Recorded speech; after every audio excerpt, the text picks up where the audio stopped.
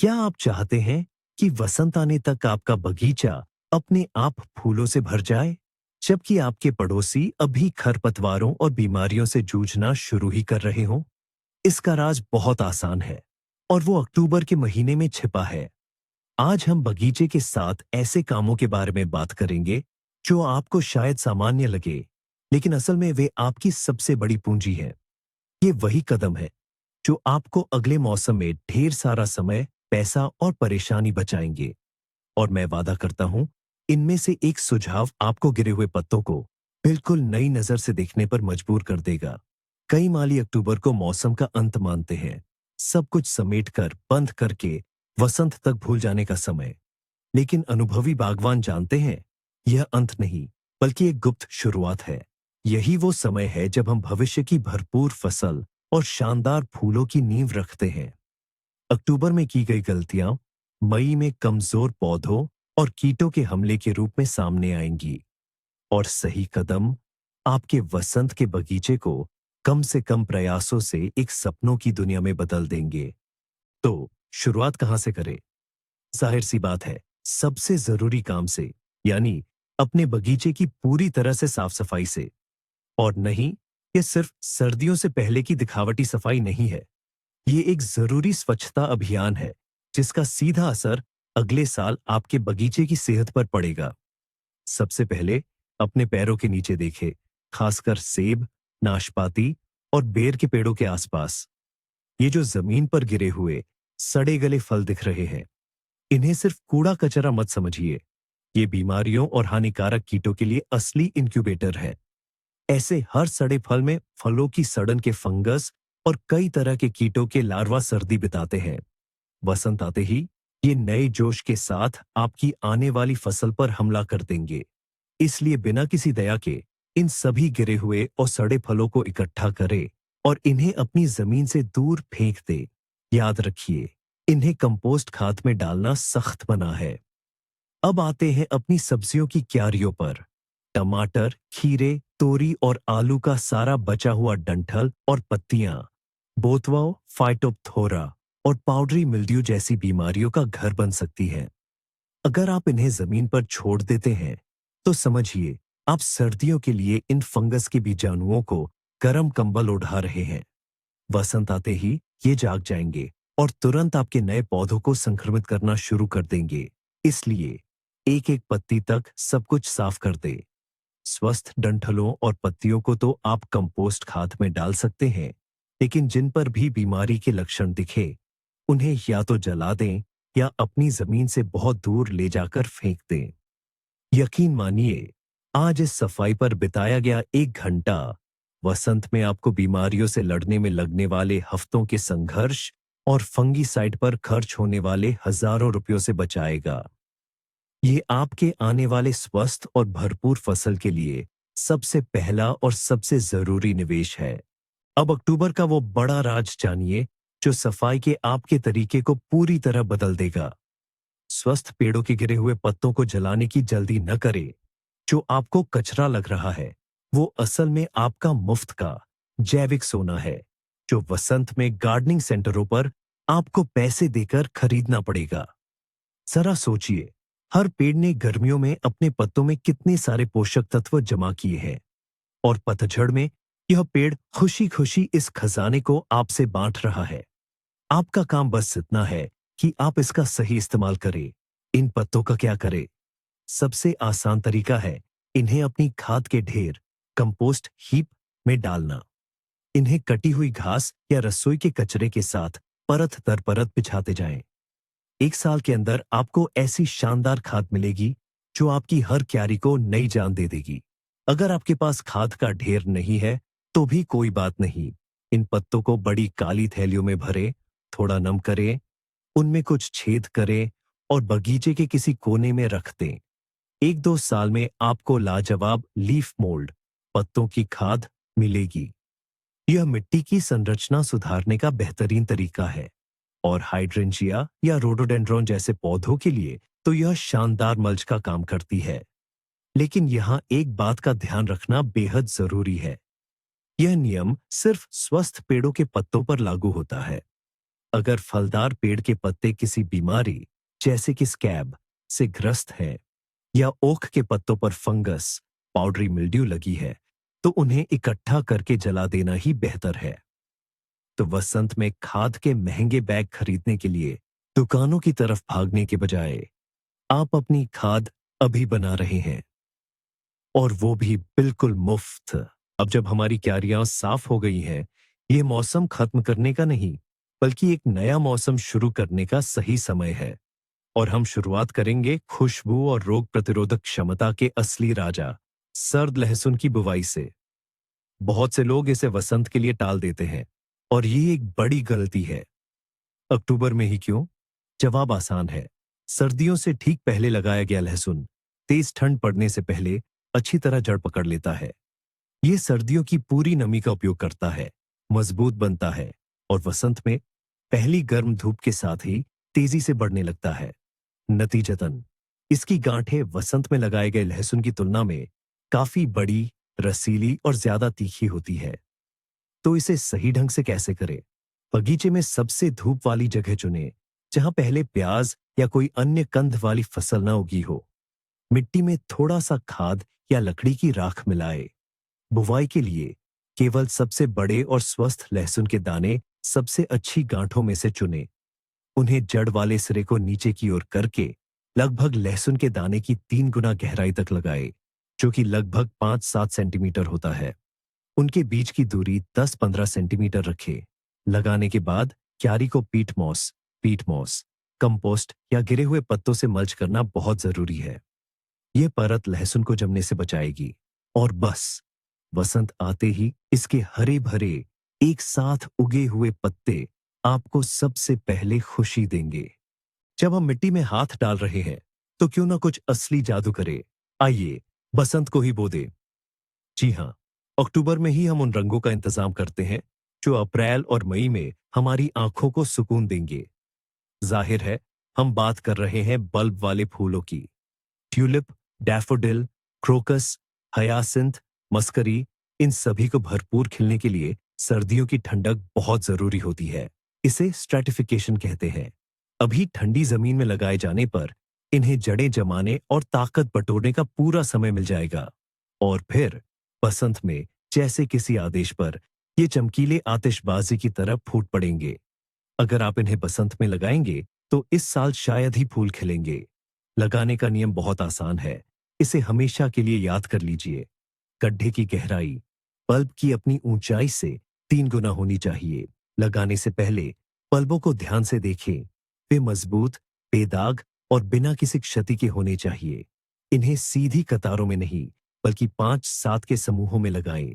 इससे बसंत में आपको परेड के सिपाही नहीं, बल्कि रंगों के घने प्राकृतिक द्वीप मिलेंगे।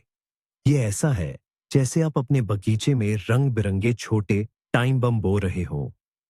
और जब बसंत में आपका बगीचा रंगों से सराबोर हो जाएगा, तब आप समझेंगे कि ये आपके द्वारा शरद ऋतु में किया गया सबसे बेहतरीन काम था।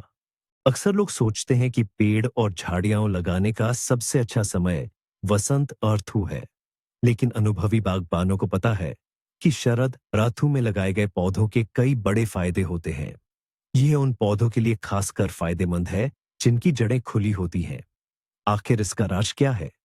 वसंत में जैसे ही मौसम गर्म होता है, पौधा अपनी सारी ऊर्जा पत्तियां और कलियां निकालने में लगा देता है। अगर उसे इस समय लगाया जाए, तो उसे दोहरी चुनौती का सामना करना पड़ता है।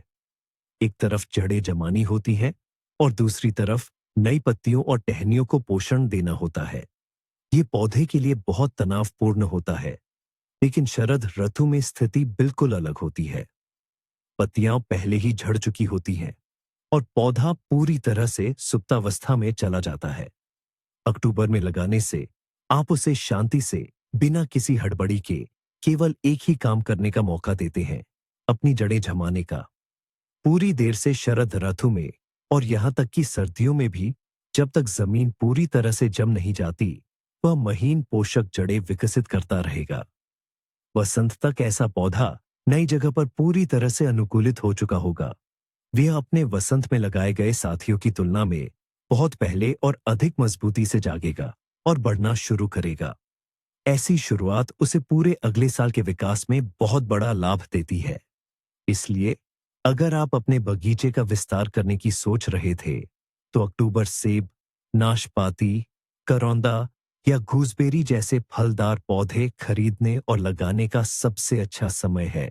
अच्छा, पौधों की रोपाई के बारे में हमने बात कर ली, लेकिन उन पौधों का क्या जो पहले से आपके बगीचे में है और लंबे समय से रह रहे हैं? अब बारी है उन्हें सर्दियों के लिए तैयार करने की, और इस सूची में पहला काम है पतझड़ में बहुवर्षीय पौधों की कटाई छंटाई। पियोनिया, फ्लॉक्स, होस्टा, आइरिस, लिली, अक्टूबर तक इनकी ऊपरी शाखाएं और पत्तियां अपना काम पूरा कर चुकी होती हैं और मुरझाने लगती हैं।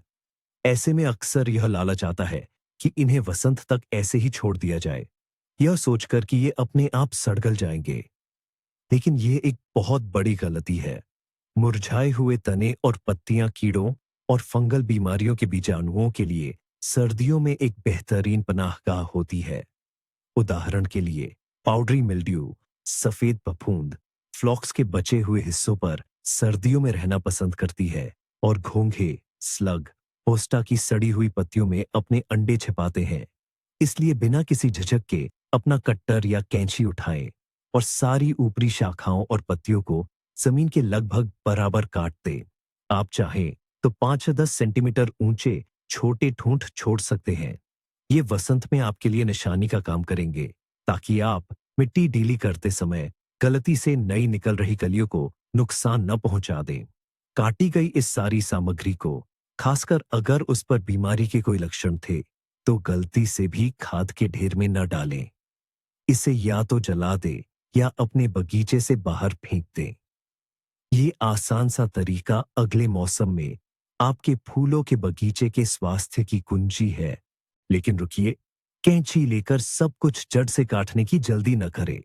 सर्दियों के लिए हर पौधे को पूरी तरह से काटकर बेजान छोड़ देना जरूरी नहीं है। दरअसल प्रकृति ने हमें कई ऐसे शीतकालीन सुंदर पौधे दिए हैं जो ठंडे मौसम में ही अपनी सच्ची शोभा बिखेरते हैं और हमारे बगीचे के लिए बहुत फायदेमंद भी साबित होते हैं। जरा कल्पना कीजिए, एक खाली बर्फ से ढका हुआ बगीचा, और इस सफेद चादर पर ठंड से सजी सजावटी घासों की नाजुक जालीदार बालियां खड़ी हों, या फिर बर्फ से ढकी सेडम सीडम की गहरी आकर्षक टोपियां। यह दृश्य अद्भुत और बेहद खूबसूरत होता है। हम बात कर रहे हैं मिस्कैंथस, मिस्कैंथस, कैलामैग्रोस्टिस, कैलामाग्रोस्टिस और फेस्क्यू, फेस्टूका जैसी सजावटी घासों की। इचिनेशिया, एचिनेसिया के बीज वाले शंकुओं को वैसे ही रहने दें। सेडम और हाइड्रेंजिया, हाइड्रेंजिया के सूखे फूलों को भी न छेड़े। और यह सिर्फ आंखों को सुकून देने वाली सुंदरता के लिए नहीं है। ये पौधे दो महत्वपूर्ण काम करते हैं। पहला, इनके बीज सर्दियों में रहने वाले पक्षियों के लिए एक प्राकृतिक भोजन स्थल होते हैं। छोटी चिड़ियाओं और फिंच जैसे पक्षी आपको इसके लिए बहुत धन्यवाद देंगे। दूसरा, इनके मजबूत तने बर्फ को बहुत अच्छी तरह रोकते हैं, और बर्फ जड़ों के लिए सबसे अच्छी प्राकृतिक सुरक्षा होती है जो उन्हें जमने से बचाती है। इस तरह आपका बगीचा खाली और नीरस नहीं रहेगा, बल्कि कड़ाके की ठंड में भी जीवंत और आकर्षक दिखेगा, एक अनूठी बनावट के साथ। आइए अब बात करते हैं बगीचे की रानियों, गुलाबों की। अगर इन्हें सर्दी के लिए ठीक से तैयार न किया जाए, तो या तो ये झाड़ियां पूरी तरह खराब हो जाएंगी, या वसंत में आपको कमजोर और बीमार पौधे मिलेंगे। अक्टूबर का महीना इनके लिए बेहद जरूरी होता है। सबसे पहले हम इनकी साफ सफाई वाली छंटाई करते हैं। सभी बीमार, कमजोर, अधपकी और लालिमा लिए हुए टहनियों को हटा दें। ये टहनियां सर्दी में नहीं टिक पाएंगी और सिर्फ संक्रमण फैलाने का जरिया बनेंगी। सभी पत्ते और कलियों को भी काट दे, ताकि गुलाब अपनी ऊर्जा उन पर बर्बाद न करे और सर्दी के लिए तैयार हो सके। कटे हुए सभी हिस्से, खासकर पत्तों को तुरंत हटाकर जला दें, क्योंकि उन पर अक्सर काले धब्बे वाली बीमारी, ब्लैक स्पॉट, के बीजाणु सर्दी के लिए छिपे रहते हैं। इसके बाद बची हुई मजबूत टहनियों को हल्का छांट दे, लेकिन ज्यादा नहीं। पौधों को आकार देने वाली गहरी छंटाई हम वसंत में करेंगे। अभी हमारा मकसद सिर्फ झाड़ी की ऊंचाई कम करना है, ताकि उसे ढकना आसान हो। और आखिरी कदम है पौधों पर मिट्टी चढ़ाना। झाड़ी के आधार पर 20-30 सेंटीमीटर ऊंचाई का सूखी मिट्टी, खाद या पीट पीट का एक टीला बना दें। ये जड़ों को और तने के निचले हिस्से में मौजूद अहम कलियों को पाले से बचाएगा। पौधों को पूरी तरह से, जैसे पाइन की टहनियों या स्नोबॉन्ड से ढकने का काम हम बाद में करेंगे, जब कड़ाके की ठंड पड़ने लगेगी। अभी हम सिर्फ गुलाब को इसके लिए तैयार कर रहे हैं, ताकि उसे सर्दी के लिए एक सुरक्षित तकिया मिल सके। फूलों की बात से अब आने वाली फसल पर आते हैं। हमारी बेरी की झाड़ियां, जैसे करंट, गुजबेरी और रास्पबेरी, इन्हें भी पतझड़ में खास ध्यान देने की जरूरत होती है। अक्टूबर में सही ढंग से छंटाई करना इस बात की गारंटी है कि वसंत में आपको घनी, बेतरतीब झाड़ियां हों नहीं, बल्कि मजबूत, स्वस्थ पौधे मिलेंगे, जिन पर ढेर सारी बड़ी बड़ी बेरियां लगी होंगी। शुरुआत करंट और गुजबेरी से करते हैं। हमारा मकसद है झाड़ी को घना होने से रोकना। जमीन के बिल्कुल पास से उन सभी पुरानी, मोटी, गहरे रंग की शाखाओं को काट दें, जो 4 से 5 साल से ज्यादा पुरानी है। ये शाखाएं अब ठीक से फल नहीं देती और सिर्फ झाड़ी को घना करती है, जिससे बीमारियां और कीड़े लगने की संभावना बढ़ जाती है। इसी तरह सभी कमजोर, पतली, जमीन पर पड़ी और झाड़ी के अंदर की ओर बढ़ रही टहनियों को भी हटा दें। अंत में आपकी झाड़ी में 10 से 15 मजबूत, अलग अलग उम्र की शाखाएं होनी चाहिए। रास्पबेरी के साथ मामला थोड़ा अलग है। अगर आपके पास रेमोनाटेंट रास्पबेरी है, तो इस साल फल दे चुकी सभी टहनियों को जड़ से काट दें। और सामान्य गर्मियों वाली रास्पबेरी में सिर्फ उन पुरानी, 2 साल पुरानी टहनियों को काटे, जिन्होंने इस गर्मी में आपको फसल दी थी। इस साल की नई, 1 साल पुरानी टहनियों को हम छोड़ देंगे, क्योंकि यही अगली सीजन में फल देंगी। इन्हें ऊपर से थोड़ा छोटा करके गुच्छों में बांधा जा सकता है, ताकि बर्फ से टूटने का डर न रहे। ये छोटा सा काम न केवल आपकी पैदावार बढ़ाएगा, बल्कि गर्मियों में बेरियां तोड़ना भी आपके लिए बहुत आसान बना देगा। जरा नीचे जमीन पर बिछे हरे भरे लॉन की तरफ देखिए। कई लोग सोचते हैं कि पतझड़ आते ही वसंत तक लॉन की चिंता करने की जरूरत नहीं है, लेकिन असल में अक्टूबर का महीना ही इसकी भविष्य की हरियाली, घनापन और मजबूती की नींव रखता है। और इस समय का सबसे अहम काम है सीजन की आखिरी घास कटाई। यह इतना जरूरी क्यों है? अगर आप सर्दियों के लिए घास को बहुत लंबा छोड़ देते हैं, तो वह बर्फ के वजन से दब जाएगी, सड़ जाएगी और फंगल बीमारियों, जैसे स्नो मोल्ड या बर्फीले फफूंद के पनपने के लिए एक आदर्श जगह बन जाएगी। वसंत में जहां कभी हरी भरी घास थी, वहां आपको बदसूरत भूरे धब्बे या खाली जगह नजर आएंगी। दूसरी तरफ अगर घास को बहुत ज्यादा छोटा काट दिया जाए, तो उसकी जड़ें कमजोर पड़ जाएंगी और लॉन पाले या ठंड से जमने के प्रति ज्यादा संवेदनशील हो जाएगा। तो फिर सही संतुलन कहाँ है? आखिरी कटाई की सबसे अच्छी ऊंचाई 5 से 7 सेंटीमीटर है। इतना काफी है कि घास न तो दबके और न ही उसके पास सर्दियों में टिके रहने के लिए पर्याप्त शक्ति कम पड़े। यह जरूरी है कि यह कटाई पहली गंभीर पाले से पहले कर ली जाए, ताकि घास को थोड़ा बढ़ने और कटाई के तनाव से उबरने का समय मिल सके। और हाँ, कटी हुई सारी घास को जरूर इकट्ठा कर लें। इसे लॉन पर छोड़ देना बीमारियों और काई मॉस के पनपने के लिए एकदम सही माहौल बनाना है। अपने लॉन की सावधानी पूर्वक कटाई करने के बाद अब साल के उसके आखिरी पोषण का समय आ गया है, और ये पोषण सही होना बहुत जरूरी है। नाइट्रोजन से भरपूर वसंत और गर्मी के उर्वरक अब बिल्कुल इस्तेमाल नहीं करने चाहिए। नाइट्रोजन हरी घास के विकास को बढ़ावा देता है, और सर्दियों से पहले हमें इसकी बिल्कुल जरूरत नहीं है। नए कोमल अंकुर आसानी से ठंड से जमकर सूख जाएंगे। शरद ऋतु में घास के लिए अलग तरह के पोषक तत्वों की जरूरत होती है। मुख्य तत्व पोटेशियम और फास्फोरस है। फास्फोरस एक मजबूत और स्वस्थ जड़ प्रणाली के विकास के लिए जिम्मेदार होता है। यही जड़ प्रणाली पूरी सर्दी घास को पोषण देगी और वसंत में उसे एक शानदार शुरुआत प्रदान करेगी। वहीं पोटेशियम घास की सर्दियों में जीवित रहने की क्षमता को बढ़ाता है।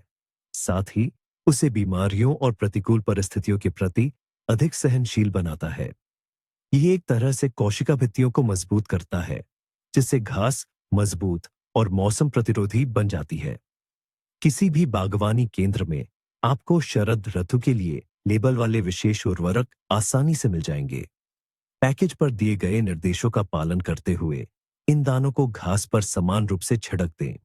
ये सबसे अच्छा होगा कि आप इसे बारिश से पहले करें, ताकि उर्वरक खुल जाए और जड़ों तक जल्दी पहुंच सके। यह शरद ऋतु का पोषण आपकी घास के लिए वैसा ही है जैसा लंबी सर्दी से पहले इंसानों के लिए विटामिन कॉम्प्लेक्स होता है।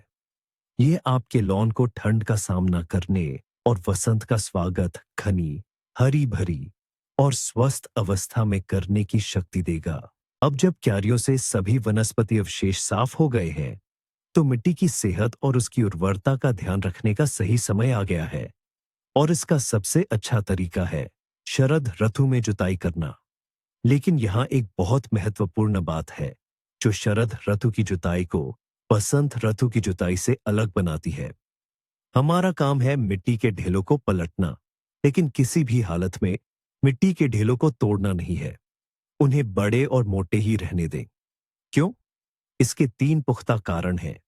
पहला कारण, सभी कीटों के लार्वा और खरपतवार के बीज, जो सर्दियों के लिए मिट्टी में छिपे हुए हैं, सतह पर आ जाएंगे। पाला और हवा आपके लिए सारा मुश्किल काम कर देंगे, उनमें से अधिकांश को नष्ट कर देंगे। दूसरा कारण, मिट्टी की यह संरचना बर्फ और नमी को अच्छी तरह से रोक कर रखती है। सर्दियों में मिट्टी स्पंज की तरह पानी सोख लेगी और बसंत ऋतु में आपको सिंचाई की चिंता नहीं करनी पड़ेगी। और तीसरा कारण यह है कि पाले और नमी के प्रभाव से ये बड़े ढेले बसंत तक अपने आप टूटकर बारीक, भुरभुरी और संरचित मिट्टी में बदल जाएंगे। आपको बस उस पर हल्के से रेक चलाना होगा। ये कहीं ज्यादा आसान है बनिस्बत इसके कि आप बसंत में सर्दियों में जमी हुई सख्त मिट्टी को तोड़ने का श्रम करें। इसलिए पूरी तरह से चिकनी मिट्टी बनाने की कोशिश न करें। क्यारियों को ढेलेदार ही रहने दें। प्रकृति स्वयं उन्हें बुवाई के मौसम तक आदर्श बना देगी। जुताई अच्छी है, लेकिन खाली मिट्टी को पोषण देना जरूरी है। शरद ऋतु जैविक खाद डालने का सबसे अच्छा समय है। यही वो समय है जब हम अपने पौधों के लिए पोषक तत्वों का ऐसा भंडार तैयार करते हैं, जिससे वे पूरे अगले मौसम पोषण पाते रहेंगे। हमारे इस मिट्टी को उपजाऊ बनाने के तरीके में मुख्य सामग्री कंपोस्ट और पुरानी गोबर की खाद है। जुताई से पहले इन्हें क्यारियों की सतह पर समान रूप से फैला दें। सर्दियों में नमी और सूक्ष्म जीवों के प्रभाव से ये जैविक पदार्थ धीरे धीरे अपघटित होंगे और मिट्टी में समान रूप से मिल जाएंगे, उसे ह्यूमस और सभी आवश्यक पोषक तत्वों से समृद्ध करेंगे। वसंत ऋतु में आपकी मिट्टी सिर्फ भुरभुरी नहीं, बल्कि जीवंत और बेहद उपजाऊ होगी। ताजा गोबर की खाद शरद ऋतु में डाली जा सकती है, लेकिन सावधानी से। इसे उन फसलों के लिए डालना बेहतर है जिनकी बुवाई बाद में की जाएगी, जैसे कि आलू या कद्दू। इससे गोबर को आंशिक रूप से सड़ने का समय मिल जाएगा और वह नए पौधों की जड़ों को जलाएगा नहीं। शरद ऋतु में जैविक खाद डालना बैंक में लंबी अवधि के लिए फिक्स्ड डिपॉजिट करने जैसा है। आप निवेश अभी करते हैं और इसका ब्याज आपको पूरे अगले साल भरपूर फसल के रूप में मिलता है। ये आपके बगीचे के बेहतर स्वास्थ्य की एक बुनियादी नींव है। तो अब उन लोगों के लिए एक कमाल का उपाय है जिन्हें मिट्टी पलटने और खाद डालने में ज्यादा मेहनत नहीं करनी पड़ती, लेकिन फिर भी स्वस्थ और उपजाऊ मिट्टी चाहिए। मिलिए आपके सबसे अच्छे मददगारों से, सिडेरेट्स, या जिन्हें हम हरी खाद कहते हैं। ये ऐसे पौधे होते हैं जिन्हें हम फसल लेने के लिए नहीं बोते, बल्कि जमीन को फायदा पहुंचाने के लिए लगाते हैं। इनमें ऐसी क्या खास बात है? जब इन्हें अक्टूबर में घना बोया जाता है, तो सरसों, राई, सर्दी वाली या फैसेलिया जैसे पौधे ठंड पड़ने से पहले ही अच्छी खासी हरी पत्तियां उगा लेते हैं। इनकी मजबूत जड़ें मिट्टी को बहुत अच्छी तरह से ढीला करती हैं, जिससे मिट्टी भुरभुरी और पानी सोखने वाली बन जाती है, और ये काम किसी फावड़े से भी ज्यादा गहराई तक करती है। ये खरपतवारों को उगने नहीं देते, उन्हें जरा भी मौका नहीं देते। और कुछ पौधे, जैसे कि सरसों, ऐसे पदार्थ छोड़ते हैं जो मिट्टी को कीटाणु मुक्त करते हैं और वायरवर्म जैसे कीटों को दूर भगाते हैं। अब आगे क्या करें? इसके दो तरीके हैं। आप इन्हें सर्दियों में ऐसे ही छोड़ सकते हैं। बर्फ के नीचे ये सड़कर खाद बन जाएंगे और वसंत में आपको बस इन्हें रेक से थोड़ा मिट्टी में मिलाना होगा। या फिर अगर ठंड पड़ने से पहले इन्होंने अच्छी हरी पत्तियां उगा ली है, तो आप इन्हें काट कर क्यारी पर मल्च के तौर पर छोड़ सकते हैं। दोनों ही तरीकों से आपको मिट्टी को ढीला करने, खाद देने और उसे कीटाणु मुक्त करने तीनों का फायदा मिलता है, और वो भी बिना ज्यादा मेहनत किए। यह अपने बगीचे को बेहतर बनाने का सबसे समझदार और आसान तरीका है। मिट्टी और पौधों का काम तो हो गया। अब बात करते हैं अपने बगीचे की अन्य जरूरी प्रणालियों की। इनमें सबसे नाजुक होती है पानी देने की व्यवस्था। सिर्फ एक ठंडी रात आपके पाइप, पानी की टंकियों और नलों को बेकार के कबाड़ में बदल सकती है, और वसंत में इसकी मरम्मत आपकी जेब पर भारी पड़ सकती है। सबसे पहले पानी की टंकियों और पानी के लिए इस्तेमाल होने वाले अन्य सभी बर्तनों को पूरी तरह से खाली कर दें। उनमें बचा हुआ पानी जमने पर फैलता है और प्लास्टिक या धातु को फाड़ सकता है। खाली की गई टंकियों को उल्टा करके रखना या ढक्कन से ढक देना बेहतर है, ताकि उनमें बारिश का पानी या बर्फ जमा न हो। इसके बाद नंबर आता है पाइपों का। इन्हें नलों से अलग कर दें, सारा पानी पूरी तरह से निकाल दें, गोल करके लपेट लें और किसी शेड या गैरेज में संभाल कर रख दें। पाइप में जमा पानी जमने पर उसमें छोटी छोटी दरारें पैदा कर देगा और वसंत में वह जगह जगह से लीक करने लगेगा।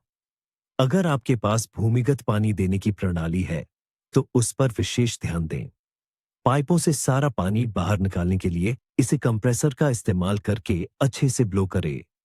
और हाँ, अपने बगीचे के लिए पानी की मुख्य आपूर्ति बंद करना न भूलें और बाहर के सभी नलों को खोल दें, ताकि उनमें बचा हुआ पानी भी निकल जाए। यह आसान प्रक्रिया, जिसमें सिर्फ आधे घंटे का समय लगता है, वसंत में आपको हजारों के मरम्मत के खर्च से बचाएगी। जब हम अपने बगीचे के पाइप समेट रहे हैं, तो क्यों ना साथ ही अपने सभी बागवानी उपकरणों को भी ठीक से व्यवस्थित कर ले। बसंत के मौसम में जब काम की भरमार होगी, तो आखिरी चीज जो आप करना चाहेंगे वह होगी अपने फावड़े से सूखी मिट्टी साफ करना, या नए प्रूनिंग shears, पौधे काटने वाली कैंची खरीदने दुकान भागना। अभी थोड़ा समय लगाए, ताकि बसंत में आपके सभी उपकरण पूरी तरह से तैयार मिलें। आइए सफाई से शुरू करते हैं। फावड़े, रैक, कुदाल और बगीचे के कांटे जैसे उपकरणों से सारी मिट्टी, घास और पौधों के बचे हुए हिस्से अच्छी तरह हटा दें। एक मेटल ब्रश, तार वाला ब्रश, इस काम के लिए बेहतरीन रहेगा। यह सिर्फ सौंदर्य के लिए ही नहीं, बल्कि एक मौसम से दूसरे मौसम में पौधों की बीमारियों को फैलने से रोकने में भी मदद करता है। अगला कदम है धार तेज करना। एक कुंद प्रूनर या शाखा कटर टहनियों को काटता नहीं, बल्कि उन्हें कुचलता और फाड़ता है, जिससे पौधों को गंभीर घाव होते हैं। ये घाव देर से भरते हैं और संक्रमण के लिए रास्ता बन जाते हैं। एक तेज उपकरण हमेशा साफ और सटीक कट करता है। तो अपनी धार लगाने वाले पत्थर निकालें और सभी काटने वाले किनारों को ठीक से तेज करें। और आखिरी चरण, चिकनाई लगाना। सभी धातु के हिस्सों को तेल से भीगे कपड़े से या एक विशेष स्प्रे से पोंछ दें। यह उन्हें लंबी और नम सर्दियों के दौरान जंग लगने से बचाएगा। और लकड़ी के हैंडल को अलसी के तेल से उपचारित किया जा सकता है, ताकि वे सूखकर फटे नहीं। बसंत में जब आप अपने शेड को खोलेंगे, तो आप अपनी इस समझदारी भरी तैयारी के लिए खुद को बहुत बहुत धन्यवाद देंगे। अगर आपके बगीचे में एक पॉली हाउस या ग्रीन हाउस है, तो यह न समझे कि फसल कटाई के बाद आपका काम खत्म हो गया है, बल्कि अब सबसे जरूरी काम शुरू होता है, उसकी साफ सफाई और कीटाणु शोधन। गर्मी भर में पॉली हाउस की दीवारों, उसके ढांचे और मिट्टी में फंगल बीमारियों के ढेर सारे बीजाणु और सर्दियों में छिपे रहने वाले कीटों, जैसे कि लाल मकड़ी और सफेद मक्खी के अंडे लार्वा जमा हो जाते हैं। इस बीमारी को सर्दियों के लिए ऐसे ही छोड़ना अगले मई में ही आपके नए पौधों में बीमारियों के गंभीर प्रकोप को न्योता देना होगा। इसलिए हमें इसकी पूरी तरह से कीटाणुमुक्त सफाई करनी होगी। सबसे पहले पॉलीहाउस को अंदर से अच्छी तरह धो लें। इसके लिए आप सामान्य साबुन के घोल का या पॉलीहाउस के लिए बने खास सफाई एजेंटों का इस्तेमाल कर सकते हैं। पॉलीकार्बोनेट की शीटें, ढांचे के प्रोफाइल और सभी दरारें व जोड़ों को अच्छी तरह साफ करें। धोने के बाद कीटाणु शोधन करें। सबसे आसान और सुरक्षित तरीका है आयोडीन या हरे रंग के एंटीसेप्टिक घोल का छिड़काव।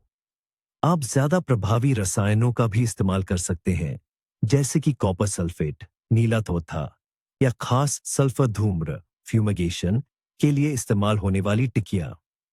ये बहुत प्रभावी होते हैं, लेकिन सुरक्षा नियमों का कड़ाई से पालन करना जरूरी है। पॉलीहाउस की मिट्टी का भी ध्यान रखें। अगर इस सीजन में बीमारियों ने आपको बहुत परेशान किया है, तो बेहतर होगा कि ऊपर की 5-7 सेंटीमीटर मिट्टी हटा दें और उसकी जगह ताजी मिट्टी भर दें, या फिर मिट्टी को फफूंदनाशक फंजिसाइड के घोल से अच्छी तरह सिंचे। शरद ऋतु में की गई यह गहरी सफाई इस बात की सबसे अच्छी गारंटी है कि आपका अगला पॉलीहाउस सीजन स्वस्थ और मजबूत पौधों के साथ शुरू होगा। आइए एक बहुत ही नेक और साथ ही बेहद समझदारी वाला काम करें। अपने बगीचे में पक्षियों के लिए एक दाना घर बनाइए। सर्दियों में जब प्राकृतिक भोजन की कमी हो जाती है, एक साधारण दाना घर जिसमें बीज या अन्य खाद्य पदार्थ हों, दर्जनों गौरैया, टिटमाउस और अन्य नन्हे पक्षियों की जान बचा सकता है। ये न केवल मानवीय है, बल्कि आपके लिए बहुत फायदेमंद भी है। जो पक्षी आपके बगीचे में सर्दियों में रहने और यहीं भोजन ढूंढने के आदी हो जाएंगे, वे वसंत में भी आसपास रहेंगे, ताकि घोंसले बना सकें और अपने बच्चों को पाल सके। और वे अपने बच्चों को क्या खिलाते हैं? बिल्कुल सही, इल्लियों, माहू, लार्वा और अन्य कीटों से। टिटमाउस का एक परिवार गर्मियों में 40 फलदार पेड़ों को कीटों से मुक्त कर सकता है। कल्पना कीजिए, यह आपके फसल के लिए मुफ्त पर्यावरण अनुकूल रक्षकों की पूरी एक सेना है। वे सुबह से शाम तक काम करेंगे, हर पत्ते के नीचे झांकते हुए, जहां कोई स्प्रेयर नहीं पहुंच सकता। तो अभी एक दाना घर लगाकर आप सिर्फ पक्षियों को खाना नहीं खिला रहे हैं, आप अपने बगीचे की सुरक्षा के लिए उनके साथ एक दीर्घकालिक अनुबंध कर रहे हैं। आप अपने भूखंड की जैविक सुरक्षा में निवेश कर रहे हैं। और ठंडे सर्दियों के दिन दाना घर पर पक्षियों की चहचहाहट और मस्ती भरी अटखेलियों को देखना एक अलग ही बेजोड़ आनंद है। हमारी शरद ऋतु की गतिविधियों में भविष्य के फलों के बाग के लिए सबसे महत्वपूर्ण कार्यों में से एक है युवा पेड़ों के तनों की सुरक्षा। शरद ऋतु और सर्दियों में इन पेड़ों को दो मुख्य खतरों का सामना करना पड़ता है: भूखे चूहे खरगोश और तेज सर्दियों की धूप। सबसे पहले चूहों खरगोशों की बात करते हैं। सर्दियों में भोजन की तलाश में खरगोश और चूहे युवा सेब, नाशपाती और बेर जैसे पेड़ों की नरम छाल को बड़े चाव से कुतर कर खाते हैं। यदि वे तने की छाल को चारों ओर से पूरी तरह कुतर देते हैं, तो पेड़ का बचना मुश्किल हो जाता है, वह निश्चित रूप से सूख जाएगा। इसे रोकने के लिए तनों को अच्छी तरह से सुरक्षित करना बहुत जरूरी है। सबसे भरोसेमंद तरीका है उन्हें चूहों खरगोशों से बचाने वाली खास प्लास्टिक की जाली, महीन जाली वाली धातु की जाली या यहां तक कि पुरानी नायलॉन की जुराबों से लपेटना। मुख्य बात यह है कि यह सुरक्षा पहली निचली शाखाओं तक ऊंची होनी चाहिए। दूसरी सबसे बड़ी समस्या है सूरज और पाले से होने वाला नुकसान। फरवरी और मार्च के महीनों में जब दिन के समय तेज धूप गहरे रंग के तनों को गर्म करती है और रात में कड़ाके की ठंड पड़ती है, तो छाल के ऊतकों में तापमान का अचानक और भारी उतार चढ़ाव होता है। यह छाल के फटने और उसके सूख कर मरने का कारण बनता है। इससे बचाव के लिए पेड़ों के तनों और मुख्य शाखाओं के आधार को सफेदी करनी चाहिए। इसके लिए विशेष बागवानी सफेदी का उपयोग करें, जिसमें कीटाणु शोधन के लिए कॉपर सल्फेट, नीला थोथा मिलाया गया हो। ये सफेदी सूरज की किरणों को परावर्तित करेगी और छाल को अत्यधिक गर्मी से बचाएगी। ये 2 सरल उपाय आपके युवा पेड़ों के लिए एक जीवन बीमा पॉलिसी की तरह है, जो उन्हें सुरक्षित रखेंगे। लेकिन क्या आप जानते हैं, इन सभी बातों को जोड़ने वाला सबसे बड़ा राज क्या है? ज्यादातर लोग सोचते हैं कि पतझड़ के काम का मतलब सिर्फ कचरा साफ करना, सूखी टहनियाओं काटना और पौधों को ठंड से बचाना है। पर हकीकत में ये सब एक बहुत बड़ी प्रक्रिया का ही छोटा सा हिस्सा है। मिट्टी को पोषण देने का। जब आप बीमार और पुरानी पत्तियां हटाते हैं, तो आप बीमारियों को अपनी मिट्टी में फैलने से रोकते हैं। जब आप स्वस्थ पत्तियों को खाद बनाने के लिए जमा करते हैं, तो आप केंचुआ और सूक्ष्म जीवों के लिए एक पौष्टिक दावत तैयार करते हैं। जब आप क्यारी की खुदाई करते हैं और उसमें खाद डालते हैं, तो आप अपने पौधों की जड़ों के लिए वसंत में एक शानदार दावत तैयार करते हैं, ताकि वे भरपूर पोषण पा सके। यहीं पर है सबसे महत्वपूर्ण बात। अक्टूबर में सबसे जरूरी काम जमीन के ऊपर नहीं, बल्कि जमीन के नीचे होता है। आप सिर्फ पुराना साफ नहीं कर रहे, आप भविष्य को पोषण दे रहे हैं। आप एक जीवंत और स्वस्थ पारिस्थितिकी तंत्र बना रहे हैं, जो वसंत में आपको 100 गुना फल देगा। और जब आपके पड़ोसी अपनी कमजोर जमीन में लीटर लीटर करके रासायनिक खाद डाल रहे होंगे, तब तक आपका बगीचा सर्दियों में ही सारा जरूरी पोषण पाकर ताकत से भरा होगा। अक्टूबर में आपका मुख्य काम है अपने बगीचे के लिए एक कुशल रसोइया बनना। पतझड़ में बगीचे का काम सीजन का अंत नहीं, बल्कि उसकी एक खास शुरुआत है। अभी थोड़ा समय दें और वसंत में प्रकृति आपके लिए ज्यादातर काम खुद ही कर देगी। वीडियो को अंत तक देखने के लिए धन्यवाद। अगर ये वीडियो आपको उपयोगी लगा हो, तो इसे लाइक करें और नए सुझावों को न चूकने के लिए चैनल को सब्सक्राइब करें।